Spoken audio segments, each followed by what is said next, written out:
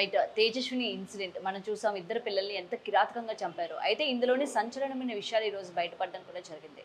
అయితే ఈ ఇన్సిడెంట్ జరిగిన 8 నెలల క్రితం అదే అపార్ట్మెంట్‌లోని సేమ్ ఫ్యామిలీ అలానే చనిపోయారు. అంటే భార్య, పిల్లలు, భర్త ఉరేసుకొని చనిపోయారు అని చెప్పి కూడా జరిగింది. అయితే ఇది అటు క్రైమ్ లాగే కాకుండా ఇక్కడ మనం ఒక విషయంగా కూడా మనం చూడాలంటే సాధారణంగా ఒక ఇంట్లోకి మనం ప్రవేశపెట్టినప్పుడు అంటే ఒక ఇంట్లో మనం వెళ్తున్నప్పుడు వాస్తు సరిగ్గా ఉందా? లేకపోతే వెంటిలేషన్ ఏ విధంగా ఉంది అని చెప్పి మనం ఈచ్ అండ్ ఎవ్రీథింగ్ కూడా చూసుకొని వెళ్తూ ఉంటాం. అంటే రేపు పొద్దున ఏమైనా జరగకూడదు జరిగినా అది ఇంటి ప్రభావం కూడా పడుతుంది అని చెప్పి కూడా చాలా మంది నమ్మకం అనమాట. మరి అలాంటి వాస్తు ప్రభావం కారణంగానే ఇలా ఫ్యామిలీస్ 2 ఫ్యామిలీస్ 8 నెలల వ్యవధిలోనే జరిగాయా? వీటి గురించి మాట్లాడదాం. ఇవాళ మనతో పాటు ప్రముఖ ఆధ్యాత్మికవేత్త దుర్గా వడ్లమనేని గారు ఉన్నారు. నమస్తే మ్యామ్. నమస్తే. సో ఈ వాస్తు ఏదైతే ఉందో ముఖ్యంగా చాలా మంది నమ్ముతారు, చాలా మంది నమ్మరు మేడం. ముఖ్యంగా మోస్ట్ ఆఫ్ ద పీపుల్ అయితే నమ్మరు. ఇల్లు ఎలా ఉన్నా సరే మనకి స్పేషియస్గా ఉందా లేదా, వెంటిలేషన్ ఉందా లేదా అని వెళ్ళిపోతూ ఉంటారు. కానీ వన్స్ ఆ ఇంట్లోకి వెళ్ళిన తర్వాత కొన్ని రోజులకి మనకి మంచి జరిగిందంటారు, చెడు జరిగిందంటారు. ఇప్పుడు పర్టికులర్గా ఈ ఇన్సిడెంట్ చూసుకుంటే 8 నెలల క్రితం సేమ్ ఇలానే ఫ్యామిలీ మొత్తం కూడా ఆత్మహత్య చేసుకొని చనిపోయారు. 8 నెలల తర్వాత ఇప్పుడు ఇది కూడా అంటే సేమ్ ఫ్యామిలీ మళ్ళీ ఇలా చనిపోయారు. సో దీన్ని ఎలా చూడొచ్చు అంటారు? ముఖ్యంగా ఏది ఇంటిలోని కరెక్ట్గా ఉంటే అటు కుటుంబం బాగుంటుంది? అంటే డిపెండ్స్ అండి, వ్యక్తిని బట్టి ఉంటుంది. ఇప్పుడు నమ్మకాలు అనేవి వాళ్ళ వాళ్ళ వ్యక్తిగతాలు. ఇప్పుడు వాస్తు ఉంది లేదు రెండు చెప్తారు. కానీ మీరు అన్నారు ఇందాక చాలా మంది నమ్మరని.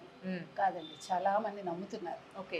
ఒక కాలంలో పట్టించుకోని వాళ్ళు ఇప్పుడు పూర్వం పెద్ద పెద్ద ఇళ్ళు ఉన్నప్పుడు మీరు నమ్మరు, అప్పుడు వాస్తే పట్టించుకోలేదు ఎవరు. మీరు నమ్ముతారా? మీకు ఈశాన్యంలో పొయ్యి ఉండేది, అది దాన్ని ఏమంటారు, ఆగ్నేయంలో దేవుడు ఉండేవాడు. అంటే అప్పుడు ఇళ్ళు అలా ఉండేవి. 10 మంది పిల్లల్ని కనేవాళ్ళు, బతికిన వాళ్ళు బతికారు, బతికేవాళ్ళు చచ్చిపోయేవాళ్ళు అట్లా ఉండేది. ఆఫ్ లైట్ మీరు గమనిస్తే అంటే మీకు ఐటీ వచ్చాక ఎస్పెషల్లీ మీరు అబ్జర్వ్ చేస్తే మీకు అర్థమవుతుంది.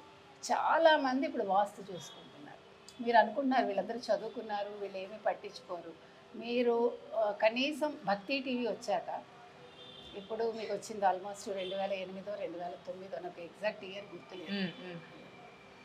ఎక్కువ ఈ వాస్తు మీద, జ్యోతిష్యం మీద, మిగతా వీటన్నిటికి సంబంధించి ఎక్కువ మంది మాట్లాడడం మొదలుపెట్టారు. సో మనుషుల్లో దీని మీద ఎక్కువ ఇష్టం పెరిగింది. అతను ఎవరు, బగళాముఖియ అతను చేసేవాడు, వారాహి ఒక ఆయన, ఒక శాస్త్రి గారు వారాహి పూజ చేసేవాడు. మీరు నమ్మరు, అతను బిగిన్ చేసినప్పుడు మంటల్లో ఎండుమిరపకాయలు వేసేసేవాడు. అదొక పూజలా చేసేవాడు. అక్కడి నుంచి ఆయన ఎత్తుకున్నాడు, బాగా డబ్బులు వచ్చాయని భక్తి వల్ల, భక్తి టీవీ వల్ల. ఓకే. అంటే నేను అనేది మంచి చెడు రెండూ ఉంటాయి. ఇప్పుడు మనం ఏం చేస్తున్నామంటే ఈ ఛానల్స్ పెట్టడం వల్ల కొన్ని మంచి చెప్తున్నాం, కొన్ని చెడు కొంత చెడు ప్రోత్సహిస్తున్నాం. ఎందుకంటే ఇప్పుడు మీరు చెప్పింది నేను చెప్పను, నేను చెప్పింది ఇంకో గురువు గారు చెప్పారు. ఎవరితో ఎవరికి పొంతన ఉండదు. మీరేమో ఇవాళ ఈ పూజ చేయమంటారు, ఇంకొకళ్ళు ఇంకో పూజ చేయమంటారు. ఒకతను వచ్చేవాడండి, అతను కన్నడ గురువు అనుకుంటా, జెమినీలోనే ఎందులోనే వచ్చేవాడు ఫస్ట్లో.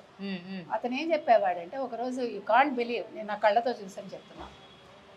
పొద్దున్నే చెప్పాడు, ఇవాళ మీరు దానిమ్మ చెట్టు తెచ్చి దానిమ్మ చెట్టు కింద సాయంకాలం దీపం పెట్టాడు చెప్పాడు. చెప్తే ఆ రోజు నేను రెగ్యులర్ ఒక నర్సరీకి వెళ్తాను, నేను మొక్కలు కొంటాను. ఆ రోజు మొక్కలు కొనడానికి వెళ్ళి నేను ఏదో మొక్క గురించి అడిగితే ఎవరో వచ్చి దానిమ్మ చెట్టు కావాలన్నారు. అతను అన్నాడు అప్పుడు, మేడం పొద్దున్న నుంచి బోల్డ్ మంది వస్తున్నారండి, నా దగ్గర ఉన్న దానిమ్మ చెట్లు అన్నీ అయిపోయాయి, 200 రూపాయలు చెప్తే కొనుక్కెళ్ళిపోయారు అన్నాడు. ఎందుకన్నా, ఇలా ఎవరో గురువు చెప్పారటండి, వాళ్ళు కొనుక్కుని వెళ్ళిపోయారు. ఇక్కడ హైట్ ఏంటంటే ఆ నెక్స్ట్ డే ఆయన దీపం పెట్టారా అని అడిగాడు. అడిగి ఆ చెట్టుకి కాయలు ఉన్నాయా లేవా అని అడిగాడు ఆయన. అంటే ఇప్పుడు కొన్న వాళ్ళందరూ ఏమవుతారు? మీరు చెప్పండి. ఇప్పుడు కాయలు లేకుండా చెట్టు కొన్న వాళ్ళందరూ అవును అవును. అందుకని నేననేది ఏంటంటే వాస్తు విషయంలో కూడా ఇప్పుడు నమ్మకం పెరిగింది. ఖచ్చితంగా మీకు ఇప్పుడు ఇల్లు కట్టేవన్నీ కూడా బిల్డర్స్ అందరూ కూడా మాది వాస్తు ప్రకారం ఉంది, కావాలంటే మీరు చూసుకోండి అడ్వర్టైజ్మెంట్స్, మా బిల్డింగ్ ఖచ్చితంగా వాస్తు ప్రకారం కడుతున్నాము, మీకు అన్ని రకాలుగా అనుకూలంగా ఉంటుంది అని చెప్తుంది. ఓకే. మీకు ముస్లిమ్స్ వాస్తు ప్రకారం అయితే, ముస్లిమ్స్ కట్టేవైతే మనం వెళ్ళి మోడిఫై చేసుకుంటారు మన వాళ్ళు, హిందూస్ వాళ్ళ వాస్తు వేరు మంది వేరు. కానీ ఇప్పుడు వాళ్ళు కూడా మన వాస్తు ఫాలో అయ్యే వాళ్ళు నా ఫ్రెండ్స్లోనే నేను చాలా ఓకే. చూసాను. కానీ ఇంట్లోని అంటే ఎలాంటి వాస్తు ప్రభావం ఉండడం వల్ల ఇలాంటి అనర్థాలు జరుగుతాయి mostly? అంటే సాధారణంగా దక్షిణ నుంచి ఇంట్లోకి వెళ్ళటం అనేది మంచిది కాదంటారు. ఓకే. దక్షిణం తలుపు ఉంటే ఓకే. అంటే దక్షిణం ఫేస్. మ్మ్. ఇప్పుడు మామూలుగా మీరు ఈస్ట్ ఫేజ్ కొంతమందికి పడుతుంది, కొంతమందికి వెస్ట్ ఫేస్ పడుతుంది, మ్మ్. కొంతమందికి నార్త్ ఫేస్ పడుతుంది. మ్మ్. ఈ వాస్తుని బట్టి కూడా మీకు పుట్టే పిల్లలు ఉంటారని చెప్తారు. I don't know Okay. How far it is correct. Hmm. Hmm. అంటే నార్త్ ఫేజ్ ఉండేదైతే ఆడపిల్లలు పుడతారు. నేను ఇది కూడా విన్నాను. ఓకే, ఇంటి ఫేసింగ్ బట్టి పుట్టే పిల్లలు ఎవరన్నా కూడా చెప్తారు. జెండర్ ఉంటుంది అని నేను కొన్ని చోట్ల విన్నాను. ఓకే. అంటే ఒక చాలా పెద్ద వాస్తు శాస్త్రవేత్త చెప్పారు. మ్మ్. మ్మ్. సో నేను అనేది ఏంటంటే కొంత అంటే మీ నక్షత్రాన్ని బట్టి మీ పేరు బలాన్ని బట్టి ఈస్టా వెస్టా సౌతా నార్తా ఉంటుంది. సౌత్ చాలా తక్కువ మందికి పడుతుంది సౌత్ ఫేజ్ అనేది. అంటే నేను వాస్తుకు సంబంధించి నాకు ఎందుకు తెలుసు అని అడిగితే ఆ పెద్ద గురువు గారు ఎవరైతే ఉన్నారో ఆయన దగ్గర నేను అసిస్టెంట్గా పనిచేశాను. ఓకే. ఆయన బుక్ రాసినప్పుడు ఐ టు అసిస్టెడ్ అండ్ అదంతా కరెక్షన్స్ అంతా కూడా నేను చేశాను. మ్మ్. అందుకని అది కాకుండా నాకు ఇంట్రెస్ట్ ఉంది. నేను ఫస్ట్ నుంచి చదువుకున్నా కొద్దిగా అంటే ఎక్కువ నాలెడ్జ్ ఉందని నేను చెప్పనండి.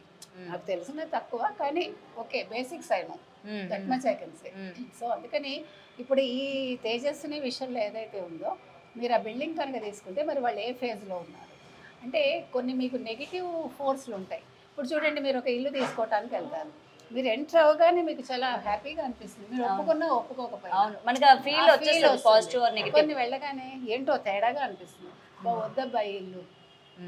ఇది మీరు పర్సనల్గా ప్రతివాడు ఫీల్ అవుతాడు. మీరు గమనిస్తే మీరు అనుకుంటారు కమ్యూనిస్టులు కదా వీళ్ళు వాస్తు పాటించరు, వాళ్ళ బిల్డింగులు కూడా వాస్తు ప్రకారమే నేను చూసాను.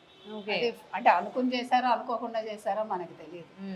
నేను నమ్మను అనేవాళ్ళు ఎక్కువ శాతం చేస్తారు ఇలాంటి పనులు. ఓకే, నమ్మని అంటూనే నమ్ముతారు. ఇప్పుడు దేవుడిని నమ్మని అంటారండి, వాళ్ళ ఇంట్లో వాళ్ళ భార్య పూజలు చేస్తుంది కదా. ఇప్పుడు స్టాలినే తీసుకోండి, తమిళనాడు సీఎం. అవును. కరుణానిధి గారి భార్య నమ్మేది, పక్కనే గుడి వాళ్ళకి. ఈవిడ చేసే పూజలు ఎవరు చేయరు, స్టాలిన్ గారి భార్య. ఆవిడ తీర్థం ఇస్తే వాళ్ళు తీసుకోకుండా ఉంటారా? ఆవిడ అన్ని గుళ్ళకి వెళ్తారు, ఆవిడ ఫస్ట్ పూజలు చేస్తారు, ఆవిడ ఇంటికి అన్ని తీసుకొస్తారు, ఆవిడ చాలా చక్కగా సంప్రదాయబద్ధంగా ఉంటారు. సో ఆవిడ పూజలే అతనికి హెల్త్కి మంచిది అవుతుందేమో. మీరు ఎందుకు ఆలోచించారు? నాకు ఇష్టం లేదు కానీ నా భార్య చేస్తోంది. నువ్వు నీ భార్యకే చెప్పినవాడు నువ్వు బయట వాడికి ఎందుకు చెప్తావు అంటాను నేను. నీ భార్యను కంట్రోల్ చేయాలి కదా, నాకు నమ్మకం లేదు, నువ్వు చేయకని చెప్పగలవా? నువ్వు బయట వాడికి చెప్తావు కదా అని నేను ఇది నమ్మను. ఇప్పుడు సనాతన ధర్మం మీద అయింది కదా గొడవ. మన అతను ఎవరు ఉదయనిధికి కోర్టు చీవాట్లు పెట్టింది. నువ్వు ఒక రాజకీయ నాయకుడు అయి ఉండి నీకు ఈ సెక్షన్లు తెలుసు, మతపరంగా ఎలాంటి విద్వేషాలు రెచ్చగొట్టకూడదని, అదేవిధంగా ఎవరి మనోభావాలు దెబ్బతీయకూడదని నువ్వు ఈ సెక్షన్ ప్రకారం ఎలా నువ్వు అడుగుతావు మమ్మల్ని అని అడిగా. నేను అనేది అది, ఇప్పుడు నువ్వు నమ్మవు, ఇట్స్ ఓకే, నీ నమ్మకాన్ని ఎవరు కాదన్నాను, కానీ నువ్వు పక్కవాడికి చెప్పకండి. వాళ్ళకి నచ్చినట్టు బతికే హక్కు వాళ్ళకు ఉంటుంది. అది ముస్లిమ్స్ అయినా సరే, క్రిస్టియన్స్ అయినా సరే, హిందూస్ అయినా సరే.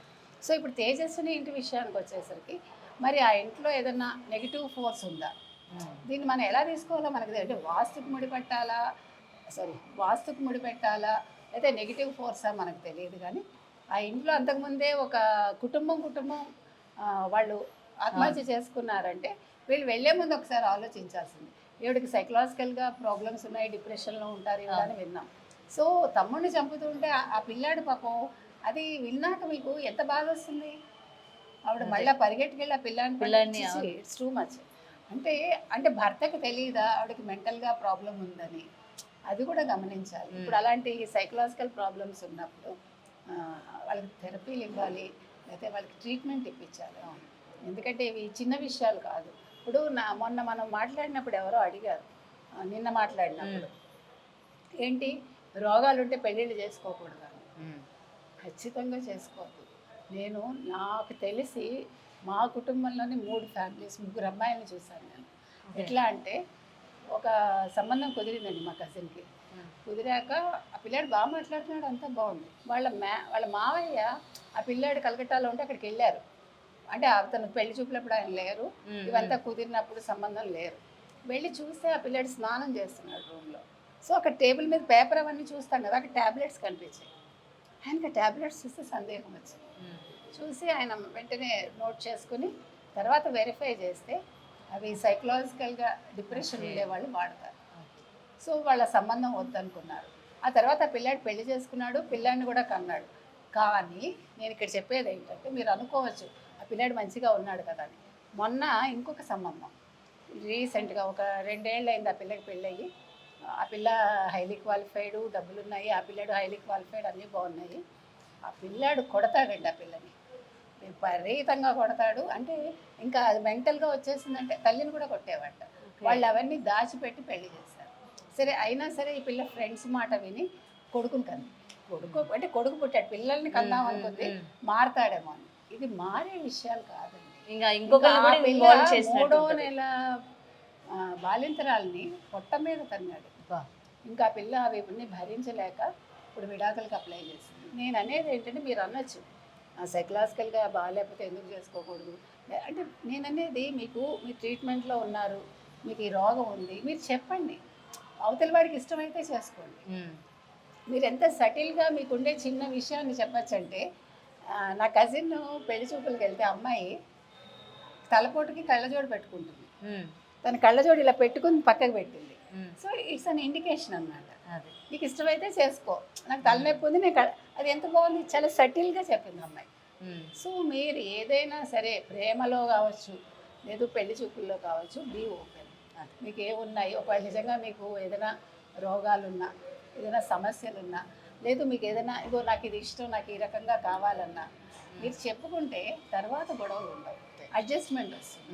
ఇక్కడ ఈ అమ్మాయి విషయంలో మరి భర్తకి తెలుసా లేదా ఈవిడికి రోగం ఉందని, ఇవన్నీ తెలుసుకోవాలండి. అందుకే నేను చెప్తున్నా, పెళ్లి చేసుకునే ముందు మీరు అంటున్నారు కట్న కానుకలు కాదు మాట్లాడుకోవాల్సింది, వాళ్ళ బీపీ షుగర్ని చెక్ చేయించుకోండి, వాళ్ళకి ఇంకేం రోగాలు ఉన్నాయో తెలుసుకోండి, వాళ్ళు ఏం మందులు వాడుతున్నారా, డిప్రెషన్లో ఉన్నారు, ఎందుకంటే ఇవి చాలా important. Physically mentally are you able to అనేది తెలుసుకోవాలండి. ఇది తప్పు కాదు. ఇదివరకు బ్లడ్ మా బాబాయ్ రోజుల్లోనే మా బాబాయ్ బ్లడ్ గ్రూప్స్ టెస్ట్ చేయించుకున్నాడు. ఓకే, ఎప్పుడో ఒక కనీసం ఒక 50 ఏళ్ల క్రితం. తప్పులేదు నేను అడిగితే. సో మనం అంత బ్రాడ్ అవుట్లుక్తో ఉండాలి కదా. Right, thank you. For more videos like this, subscribe Big TV channel.